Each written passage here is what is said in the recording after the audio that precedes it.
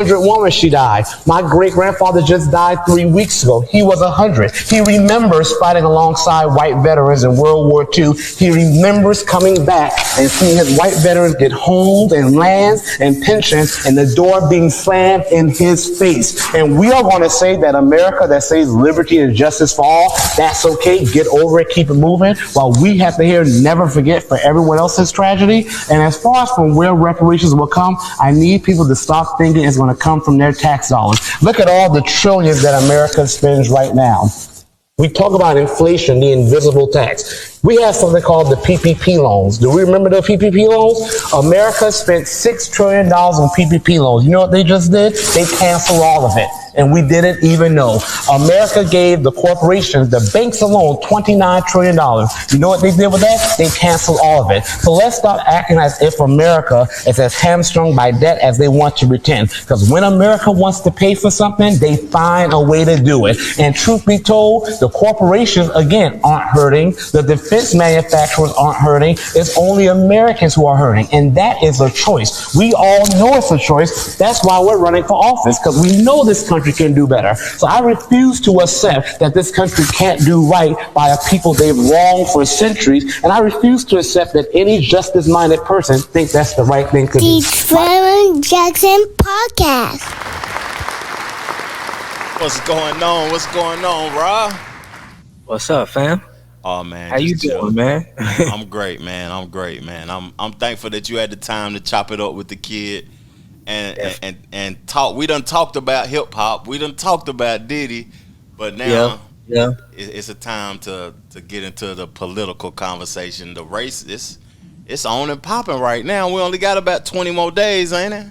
20 more days, man. And you know, Trump and Kamala leading those are the two heads that everybody gonna vote for. But we'll see, man. It look like it's gonna get interesting. I think it's gonna be a tight race, though, man. Even though you sent me a clip of my boy talking recently, and he's an independent, and I like him a whole lot, though. But Cornel West, yes, Cornel West, the truth. He the truth, man. I like him a lot. I listen to him speak a lot on different platforms, and he be saying some things that is like, you know what I'm saying, easily digestible. Easy, it's easy to receive it. You know what I mean? I understand it. Mm-hmm. Yeah. But we know he don't stand a chance to win in this election. But just to get support, I would just want to show that brother some support, because we know how hard it is in this system for us to try to flourish, you know. Yeah. So just that we could just give him support is just all, you know, I feel like it's the best thing that we could do, you know, as brothers, you know. Yeah. That's true, because he deserves it, man. He really do deserve the support. I ain't saying the presidency, but the support, though. Now, exactly. The first thing I want to ask you is because, like, I think we got a good show, too. But the first thing I want to ask you is, it's a topic that I don't think people like us normally be into politics. You know, growing up, I was the guy that said that, man, I'll make it happen on my own. I don't care what they do. I don't care who they are or what they doing. I'm going to be straight regardless. You know what I'm saying? But as I got older, as life changed, I started being aware and realizing that the decisions that they make having an effect on me. What made you want to get into politics, and when did you start, like, you know what I'm saying, just becoming more knowledgeable about it, fam? Well, it was a time when Trump became president, when that 2016 happened. Okay. And this was a time when financially I'm doing good, you know. Yeah. And then I'm still, you know, in contact with my brother that's in the streets. And every time I talk to him in the streets, they were saying that, you know, the police wasn't pulling them over as much when Trump was the president. It was more like the streets then was supporting Trump. Like when they was just hearing about people getting released from jail, I just remember that I'm like, man, I gotta start looking into this political stuff. Yeah. Because the streets is really feeling Trump, you know, at this time. Yeah, that's true. That's true. What made me really get into the politics, bro. Okay. I'm gonna tell you what made, like, I was aware of it ever since, like, George Bush, W. Bush, when the Twin Towers fell. That's what made me start, like, watching the news and researching certain topics, and then when I heard things that I didn't understand, I was Googling and trying to figure out what bipartisan meant and what this means and what that means. And what made me get serious about it to talk about it on my platform was I don't get a W-2 no more. Like I don't get $1,500, $2,000 back no more on taxes. So when I started having to pay the IRS a brand new Tesla worth of money every year, you know what I'm saying? I'm trying to keep keep it low. I said, what are they doing with my money? And what decisions are they making with my money that is going to benefit people and that's going to benefit me?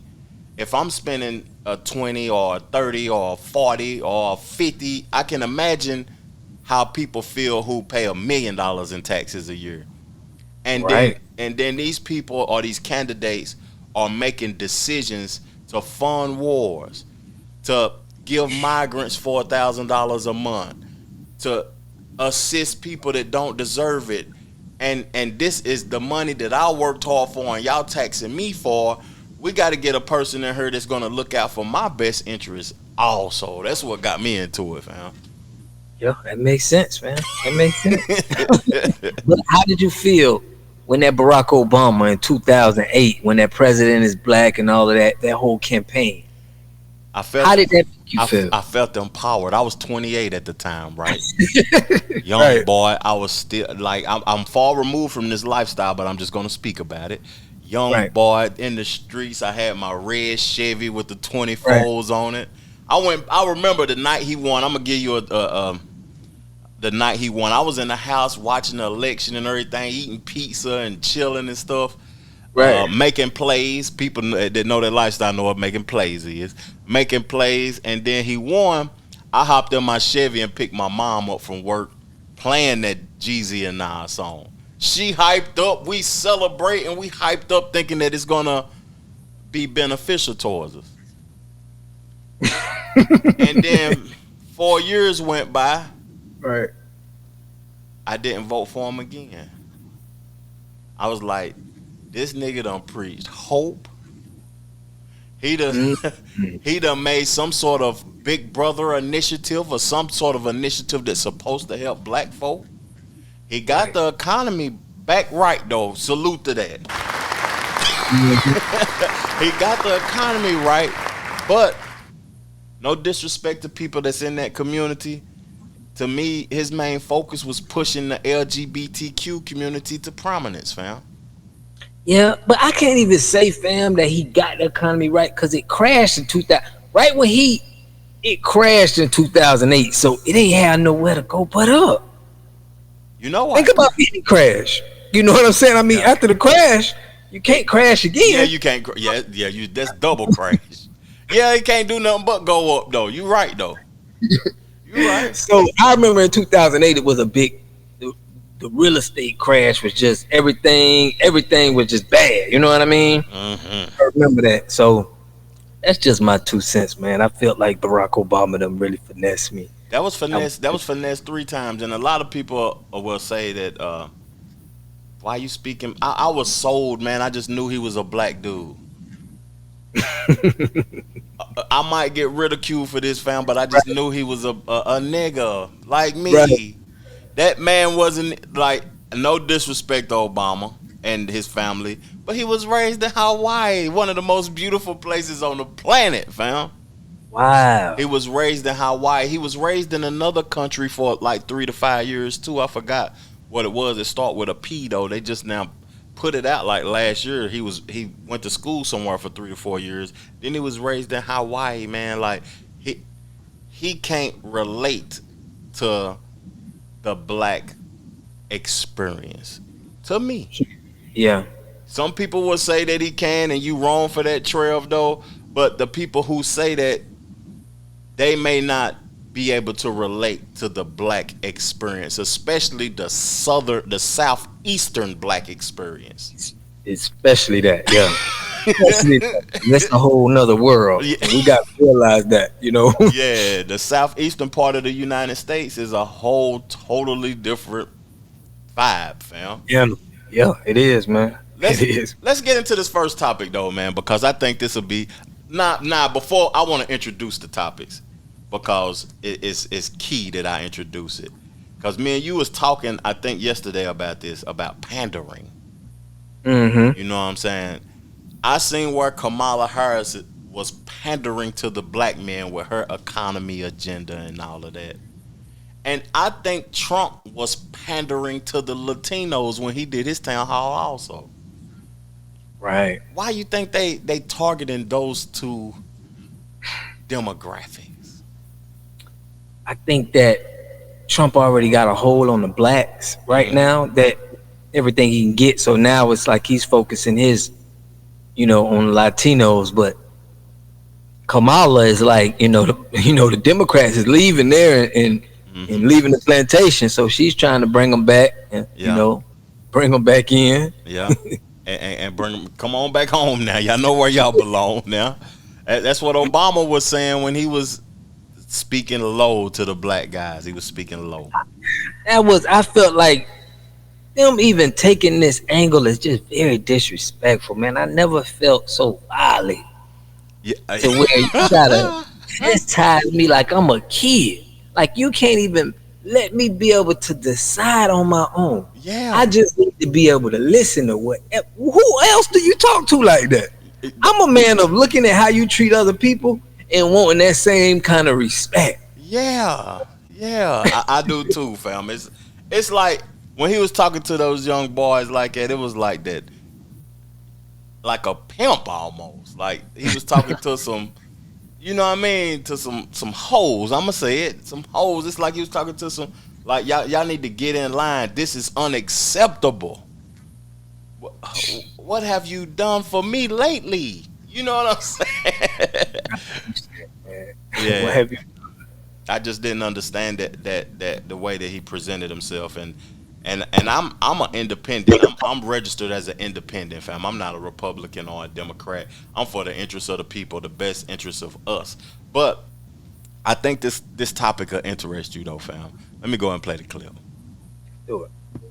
Take some calls. Let's take some, not calls, let's go to the talkback feature. My question for Kamala is, why are we, and I say we because my tax dollars is sending the money, why are we sending money to other countries when we desperately need it in our own country for homeless, housing, resources, for whatever? That is my determining factor if I vote for Kamala or not. That's one of the reasons the America First rhetoric resonates, because nobody in America would complain about where money was going if American citizens' everyday needs were being met. So what do you say to that? We can do it all, and we do. So first of all, I maintain very strongly America should never pull ourselves away from our responsibility as a world leader. And that is in the best interest of our national security and each one of us as Americans and our standing in the world.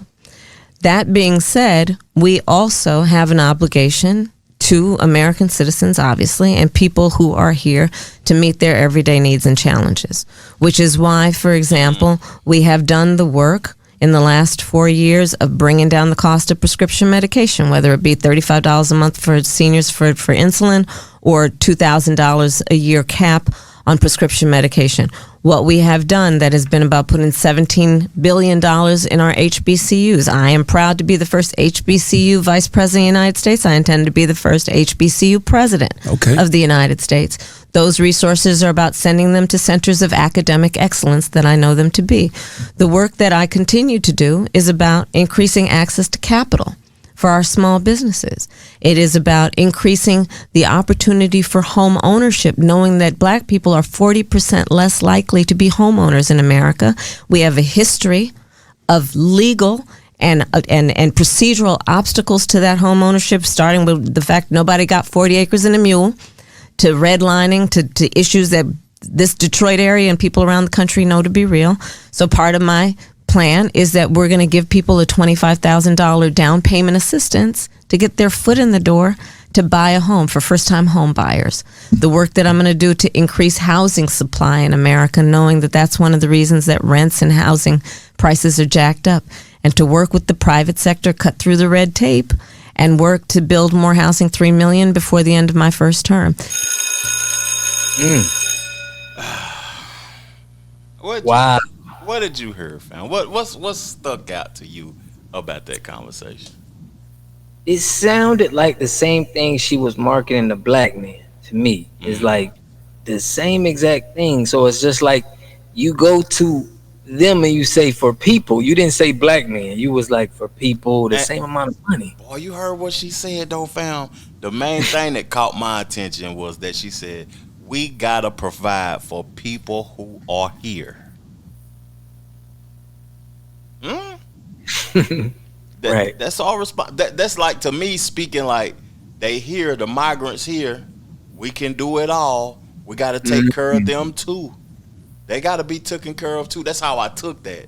Even though I heard a lot, and I heard so much in that conversation, and the girl was asking, what are you gonna do with my tax dollars, man? I think that is majority's people concern, fam. That's majority. Yeah. We spending a lot. We tax 5 times, man. I mean, when you pass your kids down some money, they gonna be taxed. And when you pass them down, you know that inheritance tax. It's tax when you go up to the grocery store. They gonna tax you on top of the tax that you already paid to obtain the money. So, good God, I don't even think they should be taxing us, man. Black people should have already have them put in their work. Yeah, but we should be taxed, in my opinion. Me too, fam. I feel like that's that could be the what we've been asking for lately. Like some reparations. Yeah, that's right. reparations. So 1%. You're right. The last time me and you linked up on the podcast, we also talked about how it's not a home shortage neither. Like, she was talking about what's $25,000 down, $6,000 the parents and stuff. It's not a home shortage, man. It's to me, it's a wage gap. Like, they got to do something with the wages. I know they can't, like, probably, like, I don't know, like, regulate companies to pay a certain amount, because if they did, then the companies probably shut down. Right. And then you're going to force companies to go through unethical ways to, cheapen products. I think things has to be more local. I think it's too many big companies in, they colonizing our areas. Like me, I'm known for, having equipment for half the price of some of these big companies, like your Brainsoft, your Culligan. Yeah. So I got a smaller staff. So I understand the communities, that we spend more dollars with our communities and not these big corporations. Yeah. We'll be able to pay ourselves a little bit more money. You know what I'm saying? Yeah. They're going to squeeze us out, these big corporations. They're going to try to pay you as little as possible. Yeah. And make it the most they can, Yeah, as most money, most profit as they possibly can. That's like Amazon, man. They paying people $15, $20 to do $100,000 worth of work per day. Folks don't know that when they unloading them vans, Amazon probably done made $50,000 to $100,000 on the products that you done unloaded, and they done gave you $400 today, $350. That's ridiculous, fam. That's not fair, really. For real, that's not fair. But I don't want to stand on. I couldn't hear you. What you were saying? Said you can get over on people like that when the wealth gap is so low, like in our communities. You know what I'm saying? They think they don't have no choice. Yeah. So yeah, and then they will allow it to happen to themselves. But I ain't gonna be on Trump. I mean on Kamala too hard today. I want to play the clip on Trump when he was at his town hall with the Latinas. Let's go. I am a Republican, no longer registered, though. I want to give you the opportunity to try to win back my vote. Okay. Your, let me say, action and maybe inaction during your presidency and the last few years sort of, was a little disturbing to me. What happened during January 6th and the fact that, you waited so long to take action while your supporters were attacking the Capitol. Coronavirus, I thought the public was misled during coronavirus, and that many more lives could have been saved if we would have been informed better. And also people in your administration who don't support you. I'm curious how people so close to you and your administration no longer want to support you, so why would I want to support you? If you would answer these questions for me, I would really appreciate it and give you the opportunity. There's, your own vice president doesn't want to support you now. Thank you, Ramiro. So the people that don't support a very small portion. We have a tremendous, about 97% of the people in the administration support me. But because it's me, somebody doesn't support, they get a little publicity. The vice president, I disagree with him on what he did. I totally disagreed with him on what he did. Very importantly, you had hundreds of thousands of people come to Washington. They didn't come because of me. They came because of the election. They thought the election was a rigged election, and that's why they came. Some of those people went down to the Capitol. I said peacefully and patriotically, nothing done wrong at all, nothing done wrong. And action was taken, strong action. Ashley Babbitt was killed. Nobody was killed. There were no guns down there. We didn't have guns. The others had guns, but we didn't have guns. And when I say we, these are people that walked down. This was a tiny percentage of the overall, which nobody sees and nobody shows. But that was a day of love from the standpoint of the millions. It's like hundreds of thousands. It could have been the largest group I've ever spoken before. They asked me to speak. I went and I spoke. And I used the term peacefully and patriotically. If you look at the Democrats, what they say, you look at Maxine Waters and you look at Hillary Clinton and you look at what they say, and they don't put that on. They only put Republicans on. But they couldn't get me because of the fact that I said everything's got to be peaceful and patriotic. And we'll see how it all works out. But I think that we're right now in another election. All I want is honest elections. I'm willing to take any chance. I want honest elections. The Trevor Jackson Podcast. Fam, like, man, when I heard Trump talk, I know a lot of people and a lot of black men have started swaying to the Republican side because of what they hear. They feel like they was making more money and stuff, and the world was better when Trump was in office. But the one thing that I don't fear anything, but the one thing that concerns me, that's the word I want to use. Trump don't take accountability for his actions in no aspect, fam. Or do you think he take accountability for when things bad happen? I think he don't. I think he, but that's with everybody. You know what I mean? They always gonna gloat the positives that they, because they trying to market and sell themselves. But Trump is such a I don't care type of person, and you either gonna like me for what I'm standing on, that you gotta respect it, because you know that it's not. It seems like it's coming from a genuine place. At the end of the day, that's really much all you want. You want somebody to be genuine with you. You want them to be able to, you know what I'm saying? Just tell me straight up. If you care or if you don't care, just genuinely don't give a. If that's who you is, then just be that.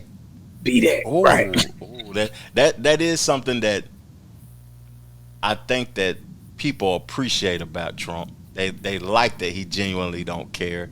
They like that he's brash and he speaks not like a politician. He speaks like a normal American. They like that, and we get tired of the political rhetoric that we hear from career politicians, because they've been capping and lying and just saying whatever it is to the American people for so long, and don't nothing happen. So it's crazy that Trump got these felonies. He was the president when COVID happened and started, because Biden was the president a little bit while COVID was going on too. People don't acknowledge that, but he was the president then. That January 6th stuff, it's like people will overlook all of that because they think that he's just, you know what I'm saying, he's relatable to me. I can relate to what he got going on. Yeah, you can relate. You going to jail. You got the police after you. Mm-hmm. Searching your home. It looks like he's a outsider. It don't look like he's a part of the. He's a part of the. He's a part of the party. You know what I'm saying? Yeah, that's true. Let's get to another clip. We're gonna go back to Kamala. and then we're gonna finish off with Trump, and we're gonna get into some hip hop discussions and some of the foolishness, fam. We're gonna lighten it up in about 5 minutes. Let's go. Thank you, Reverend. Thank you for the correction. Thank you, Reverend. And God is good. Good to see you again. Every day, all the time. There you go. I had to make sure you get that right. Now, have you seen the clip, Madam Vice President, from the griot? It's a clip that's kind of out of context, and it says that you won't do anything specifically for black people. Have you seen that? Have you? I have not seen that. Well, it's a clip that has you saying that you're not going to do anything specifically for black people. Well, that's just not true. And listen, again, you said it at the beginning of this visit, Charlemagne. One of the biggest challenges that I face is mis and disinformation. Mm-hmm. And it's purposeful because it is meant to convince people that they somehow should not believe that the work that I have done has occurred and has meaning.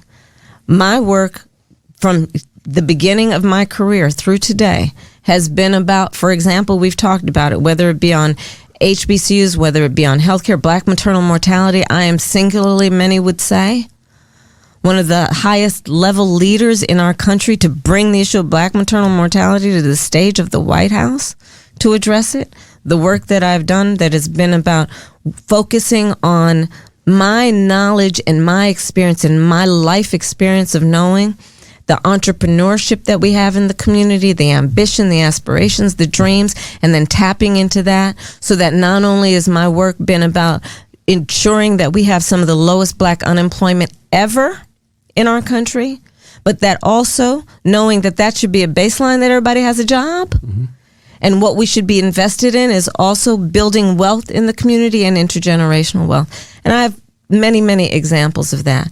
But again, part of the challenge that I face is that they are trying to scare people away because they know they otherwise have nothing to run on.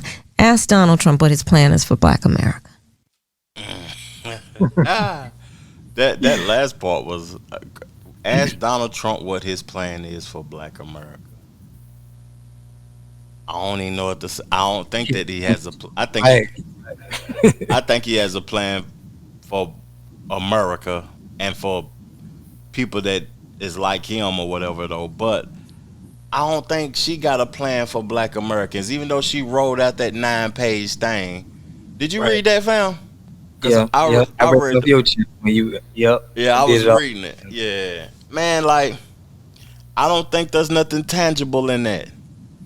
Something that we can touch. She talks about the $25,000 added to home credit though, but it's not a shortage in homes. It's a shortage. It's a wage gap. That's why people can't buy the homes that's available. What is tangible that the people can touch? That's what I want. Did you see anything tangible that she was talking about on the paperwork? Damn, it just seems like they're trying to get us in some debt. I mean, yeah. I mean, what you want us to get some homes, some overpriced homes? I mean, why don't you just start giving the 40 acres and a mule? Why don't you do that? Why don't you just say, listen, let me start y'all off right. Let me get you a piece of land. Yeah. It's the right way. Yeah. That's what we gonna respect. We ain't gonna respect no giving us $25,000 to go on a $400,000 loan, and now we gotta pay this. Man, we don't want to hear none of that right now. That's true. That's true. Give everybody give all the black community $1 million a piece. That ain't a lot of money. It ain't. To be honest, it's at all. We only 14%, man. Yeah. Man, look, they gave billions to Ukraine. Billions. Trump worth $6-7 billion. He can give everybody in the country $1 million. Damn, they don't want us to have that money, fam. We playing a good purpose. That's too much money for us, right? That's true. That's true. I just find it hilarious, fam, that Kamala Harris be doing all this talking and people be relating to it too, especially the females in the black community. I be tripping off of them. They saying she black and everything, and they heard this stuff and they ain't even listening to it. They mad at they men because they men like, man, this a light-skinned airhead, man. The dudes didn't even want to holler at in high school. They'd have poked her, but they wouldn't have took her serious. That's what she is, though. I hate to say that. Yep. Man, I had a girl on my channel in the comment section. She like, man, I'm up, man. She called me whack for just trying to, give my reaction on Kamala Harris, and it wasn't favorable to her. I'm like, man, that's crazy. They emotional. People are emotional about this election, man, and to me, it's hilarious though. But the outcome won't be hilarious because I think that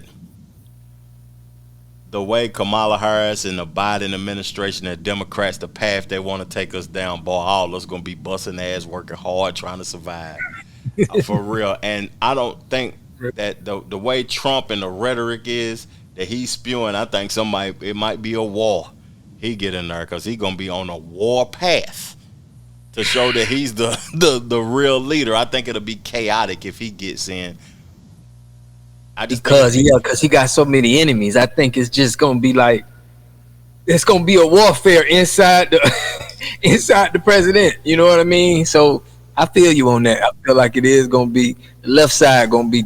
It's still gonna be coming at him if he wins. I don't think it's the whole world, fam. I think the whole world. I think he gonna go over other countries. They're gonna be trying to get to him. I just think it's gonna be crazy, and I don't want to see Kamala Harris in one of those meetings with all the countries as a female president, and then they violating her during the conversation. Because you got to think of how women are perceived in Africa, Iran.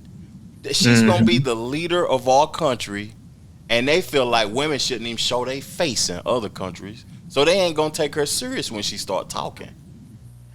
She gonna have to.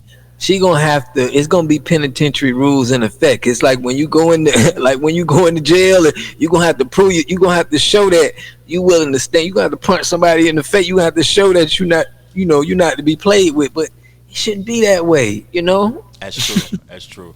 Let me play the last thing in this political realm, the audio, and it's Trump again, and we're gonna switch the topic, fam. We're gonna switch the conversation up. Well, angry the Democrats if you think she's angry. They're both angry. No, I watched that last week, and I think he spoke down to black men. I thought it was terrible the way he spoke to them. You think it's effective? You think he still carries the same stick as he did, maybe 8 years ago or 12 years ago? No, I don't think it is. No, I don't think he does. I think people have gotten smart. And no, I don't believe he does at all. I hadn't seen him. He's changed a lot.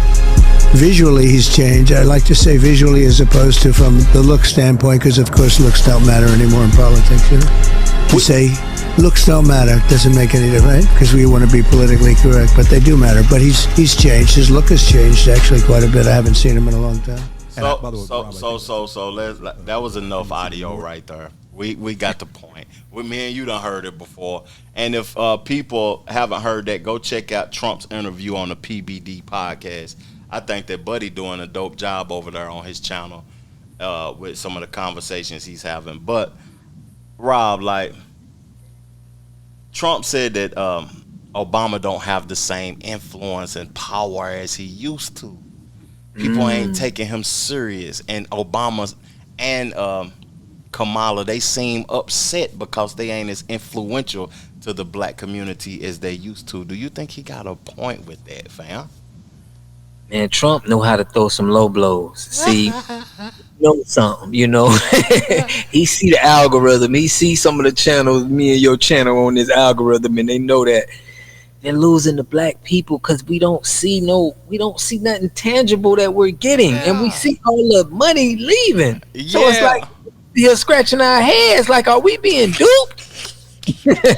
Yeah, that's true. Am I of any value to y'all? I'm right. Damn.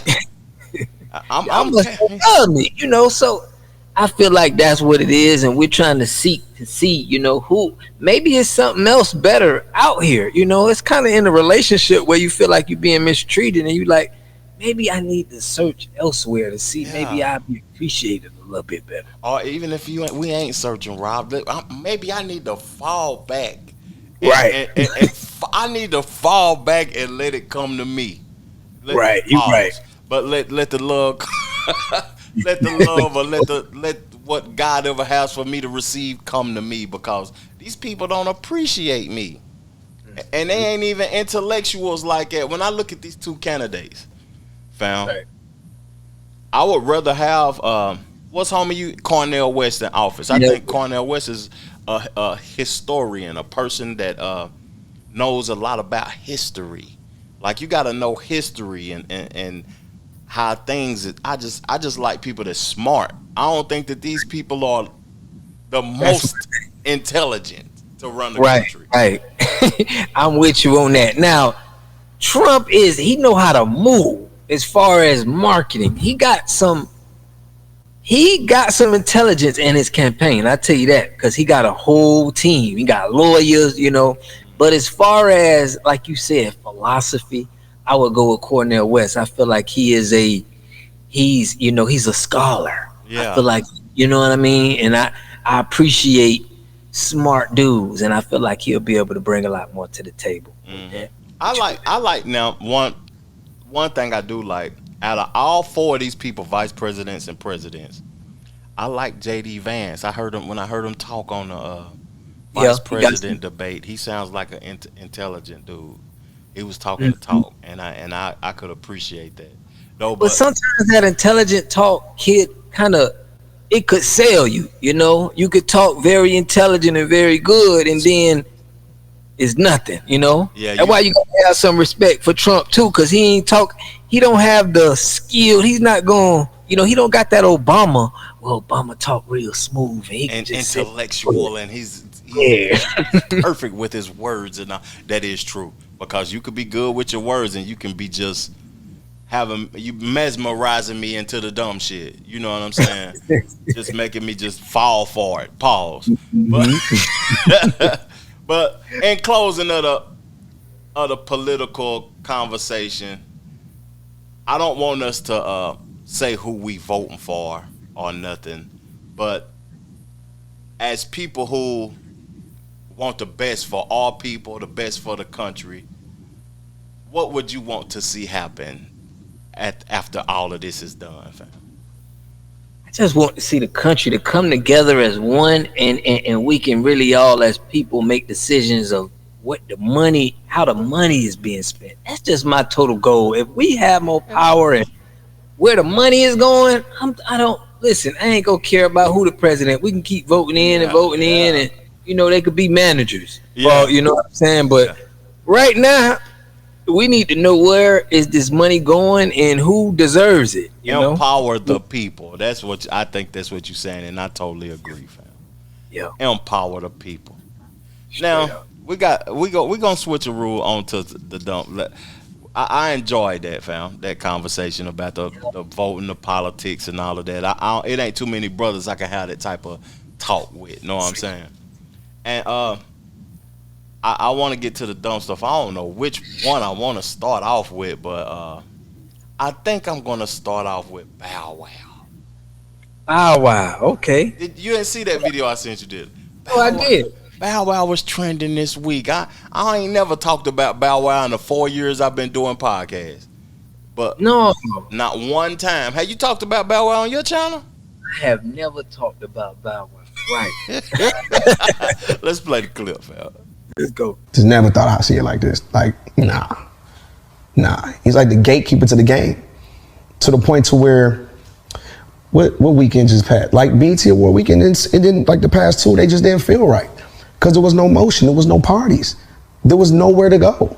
Like, let's be very specific between parties and freak offs. No, the industry, like the parties that we attend, like there's me, the Terraces, I left before one. I never stayed. I've only been to 2 parties and I've never seen a freak off. Yeah, but it shows, and once again, I'm separating it, right? I'm talking about him as the artist, the person, right?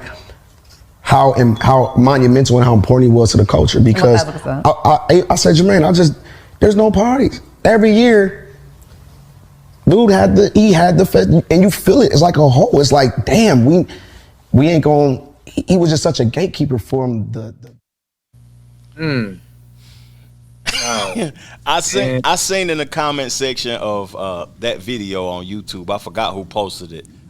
Hip Hop Now or Hip Hop DX. One of them posted it, and the comment section, people was going crazy on Bow Wow about you know what I mean, Diddy parties and what was you participating in and all of this and that. But I think he got a point though, fam. Yeah, man, Bow Wow just trying to go to a party. I mean, I don't think this was a good time for him to. I mean, you gotta speak your piece, but I just feel like for him saying it at this time is bad. But he right. He looking just to hang out at, man. I know homies that just want to have a good time and go to. Yeah. They go to the house. They just want to go where everybody at. Yeah. Do go home, and you know what I'm saying. Mm-hmm. If we're talking about that, that's cool. But the other activities, we ain't participating in that. Exactly. Yeah. You know, I could respect that. I can say that I've been to a white party in April at Diddy's white party. Wow. And I understand clearly what Bow Wow's saying. It's a place it's not about partying. It's like how they do these real estate things or these functions where people that's in the same what is it, like TED Talks? You got people that's in the same industry, banking, and they have some sort of shindig at an office, or the what's his name, Grant Cardone, to have this going on over here, and we're gonna talk real estate. What's the one the black dudes do that earn your leisure? What's that in Atlanta that they got? They got something, Invest Fest, where they teach you how to invest. You know what a Diddy party really was? It was an industry party where everybody in the industry can link up and collab. Mm-hmm. That's what it was. It wasn't, but after the after party. Now that's right. Now if you want to get him, after we done, I got his number. I linked up with him cause we get ready to collab on a song. I'm getting ready to get some beats from this person. I'm getting ready to have her in the video. I got my grill appointment set up with Johnny Dang. I got this, and that. Everybody in the whole industry at the Diddy party. Yeah. Networking. Yeah, networking. That's the word I was looking for. Networking. And that's over for hip hop. Imagine what type of impact that's gonna have that don't exist no more. And if your name is even tied to the word party after this, it's just a bad look, fam. Yeah. When really it ain't a bad look, it's just a networking event. But if you got something going on after the party, that's the bad look. But that's what I took from what Bow Wow said, fam. Yeah. Yeah. Mm-hmm. I mean, I think that's a good take. But I think it also leads to somebody else to be able to come up and to host some, legit ones. Legit parties that got some, integrity, Yeah. stand on. And I think it's a chance for somebody to come up. And you see Jay-Z, he stopped doing his thing. What was that called before the Grammys?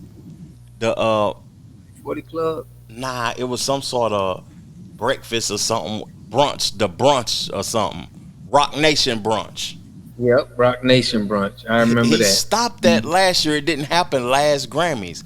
I wonder if he was aware that this stuff was about to happen to Puff before it did. But because he didn't have a Rock Nation brunch. Hold on. I'm just glad that you say that because people don't understand that Jay-Z won a lawsuit too against a liquor company.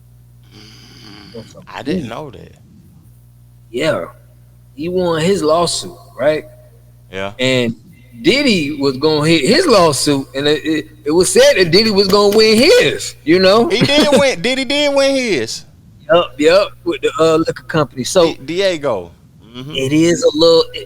It's just a little funny, man. I don't know what's up with. And I'm still with that. Jay-Z, man, but he did win some money. I tell you that. Yeah. I wonder if he verbalized anything that he was disgruntled about on the internet or during the interview like Diddy did, though. I don't think so. That might save Jay-Z. Right. Jay-Z gonna move a little bit more. He is not emotional. You know what I'm saying? He gonna move strictly off business. Straight strategic. That's facts, though. Let's get into the streets back. Streets back, fam. Streets back. The streets are back. The Meech home. Meech, welcome back. Salute all my other G's coming to the crib. That Nino Breeze finna drop tomorrow. What type of are you? You better get ready for this ride because the streets is back. Let us know what type of hustler are you?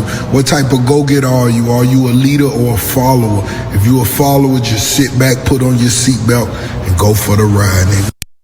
Look at LeBron tweet, fam. Welcome home, Big Meech. What LeBron on, man? Real talk. The Trevor Jackson Podcast. Yo, yeah, welcome home, Big Meech, man. Yeah. The streets is back, man. Okay. I'm excited, man. I'm excited. You excited that Big Meech home, fam? I'm excited that Big Meech home. I'm excited that it gives a light on, some of our entrepreneurs, even though he was in the streets, but we don't have enough of our people that, did something in the community. And as far as the streets, he really connected us. You get what I'm saying? Yeah. We had a connection. You know what I'm saying? Even though you ain't had to be a part of BMF, but you was a part of BMF. You get what I'm saying? I feel you. I feel you. I really feel you, to be honest, pause. But I feel you because, around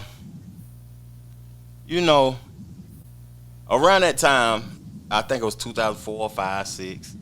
That's when I was heavy into trying to make it in music, fam. That's when I was heavy in the streets. Right. And everything that they was doing in Atlanta was circulating. Probably down there where you at in Florida. They was touching. Yeah. If you see on the BMF, I think it's a documentary, Meech got a Knoxville, Tennessee driver's license, where I'm from. He got a Tennessee driver's license. And I remember at that time, like, it was so plentiful in the streets. Mm-hmm. But what I want to say is that I'm happy that he completed his sentence. He's coming home for a second chance as a free man. And to be able to, I want to hear him speak more. I want to hear him touch the people. I want to see what he's going to do with his freedom besides what people expect him to do with his freedom. Because, to me, the street's dead, fam. Street's dead. It's a different route that a brother can choose now and be successful in it. And I just want to see Meech do that. But I think LeBron and Rick Ross some clowns though. I think they some clowns for that. That's why I wanted to play that though. I think both. But like reaching out to Meech, like saying, you know what I mean, Meech home. Ross, you're 50, nigga. Why you still promoting the street, fam? You know what? And it's glad that you say that because we got a new artist. The streets is buzzing. Ross put out a new artist. Nino Breeze. Mm-hmm. And I was listening to Nino Breeze before he got locked up, but he got the streets right now. And it's like, I think it's good marketable time for Ross to be he's screaming. Okay. Put me up on the Florida. Yeah, he's certified. Like he was in the streets. I ain't gonna say similar to Meech, but in his section, he's a big dude. You know what I mean? They had him on the news for a big buzz. So I think the marketing play is where Ross coming at this. Okay. The street dude. Yeah. And the streets is back. It's a marketing play. See, and when you said Nino, when he said that, I didn't know what he was talking about. The Nino guy. But see, you in Florida, you know what he talking about. But me, I was looking at it as an old ass nigga just celebrate the streets back, the streets back. And I don't know what LeBron ties is to welcome home Big Meech. What the fuck, Brian? Don't nigga. If you know how serious this shit is, you don't connect yourself with the streets, nigga. For real, bro. You up on B, bro. Look, I was probably at the club and had all them one throwing on his head. We're like, who these niggas, man, getting this kind of money? Brian a bit goofy, fam. If he wasn't good at basketball or had the money and the achievements that he got, we would think he a goofball, fam. Yeah. I'm not connecting myself to that, fam. But I know better though because I participated in those activities for a while. It's just it looked like goofy ass niggas on the internet. That's all I'm saying, fam. I can see LeBron. I can see Ross. He marketing. It was a whole play for him. And he got the song. I think on Big Beach. That's gonna do numbers. Yes. He's in play to make a lot of money from this Meech release. So it's just business for him. Yeah. That's true. That's true. That's gonna put Ross back in the algorithm. Of course. Yeah. The algorithm is gonna catch up to Rick Ross' name because Big Meech's name circulate. I like it. Mm-hmm. Good. Welcome home, Meech. Welcome home. Welcome home, man. Shoot. You know, I wish him the best. I want to see the moves he make. I'm interested to see the business he does, because I don't think he's just no drug dealing dude. I think he's a businessman. I think he got real sense. Me too, fam. Me too. Let's get into some more of this. Since we done went from Diddy parties to Meech home. I wanna read something to you because this caught my attention this week and it tripped me out a little bit. So Jay-Z, this is a message that the NFL commissioner Roger Goodell put out. He called the partnership between the NFL and Roc Nation a mutually positive relationship. I'm not sure either one of us really spends much time talking about contracts. Jay is happy. Desiree Perez is happy. I am happy, so we're all good, Goodell told Bloomberg News. It just tripped me out, found that they extended his NFL deal. At first, it was like 4 years, $25 million a year, but now they extended it, and they ain't even talking about contracts. They talking about that we mutually happy, and we don't spend that much time talking about contracts. That sound fishy to me, fam. It just sound like how you don't have, knowing Jay-Z, you always have your contract in place. I see the Dame Dash thing, so now you like, what you doing, handshakes now? So the white folk get the handshake? I thought Jay-Z was a stiff, strict businessman, not just gonna not sign the contract and keep it moving type of guy. That's interesting, fam. Yeah, cause soon as when they do something he don't like, they gonna say, look, Jay-Z, we done with Roc Nation. You should have made them sign a 10, 20-year deal. That's true. Y'all gotta lock in with me. Yeah. Y'all can't just leave me. You know what I'm saying? I'm preparing and managing all of this stuff for the Super Bowl, and next year you just say you don't want to work with me no more. Yeah, they treating him like a prostitute at the end of the day. So who has Jay brought to the Super Bowl? It's Kendrick now. Kendrick. He had Dr. Dre in the Collective, The Weeknd, and Rihanna. Mm-hmm. Well, he put together a good performance. I can't say it was whack. Nothing he put together was whack, and I agree with Kendrick Lamar going on in New Orleans, if you ask me. And I'm a big Wayne fan. I like Lil Wayne. I know that's around your age group though, fam. I was more of a BG type of guy. BG was the guy for us, people that's a little bit older. And then people that's older than me, they rock with Juvenile.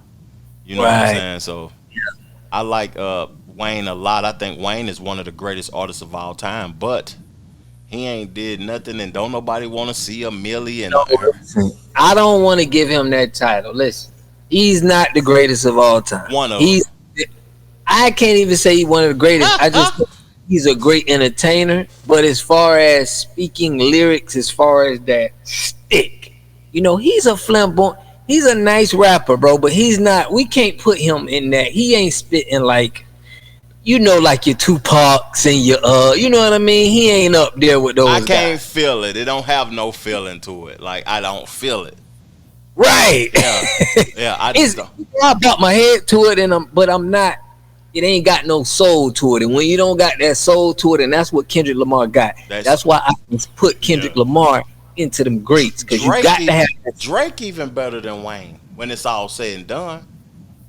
Drake.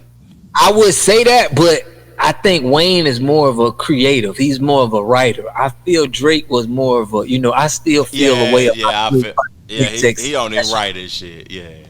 What'd you say about XX Tentacion? Yeah, man, he from Broward. Go ahead, talk about it. So I was a big X fan, and when X came out and was beefing with Drake and said, "Man, this man stole my style," the whole Broward was like, "We ain't messing with Drake. We can't mess with him."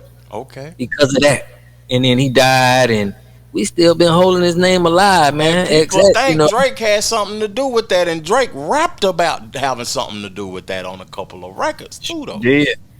Sure did. So we holding that. We holding that, man. We holding him dear to, because we know that whole situation. He was the one who really exposed Drake, on a global stance. That's true. That's true, fam. I appreciate that. I got one more topic of discussion, fam, because we running up on an hour, and I don't want to waste too much of your time, fam.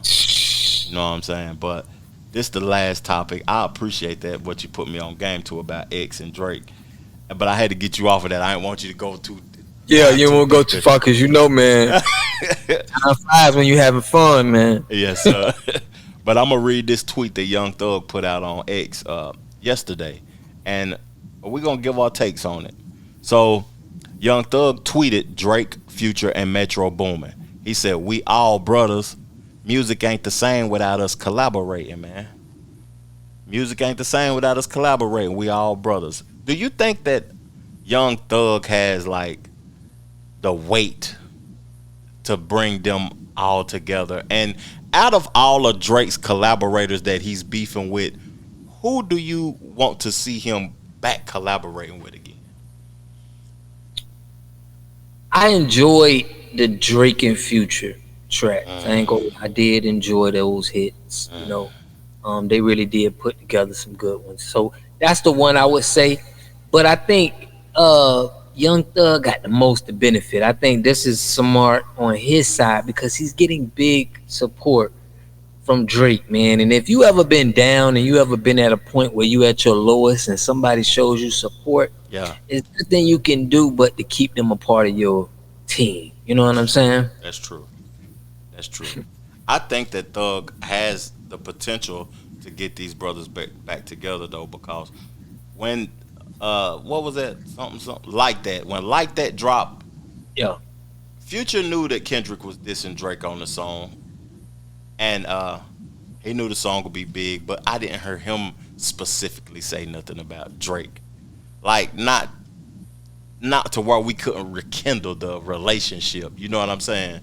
He spoke about him, but it wasn't not where we couldn't rekindle the relationship.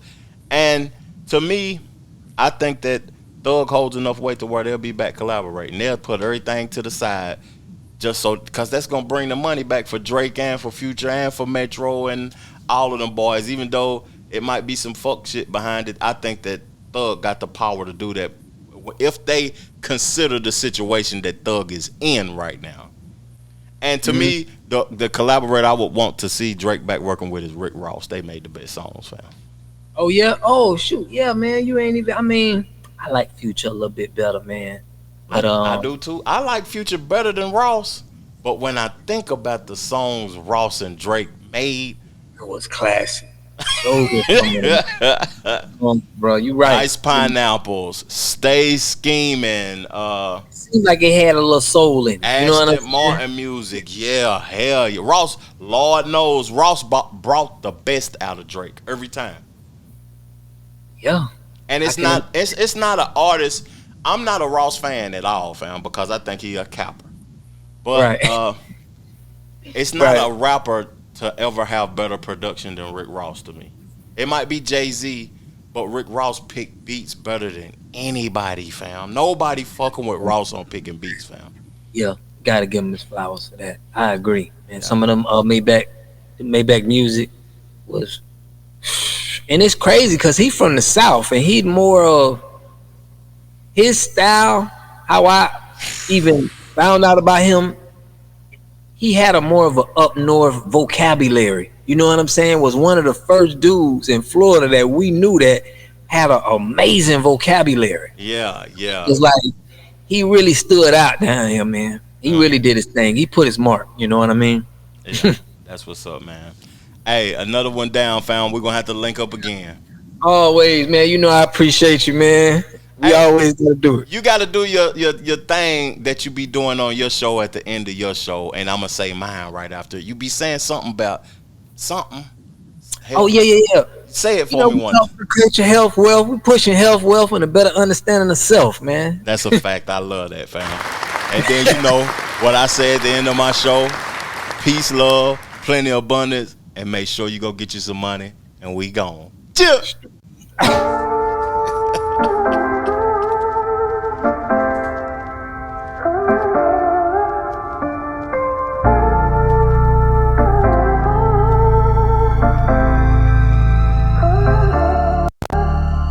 The Trevor Jackson Podcast.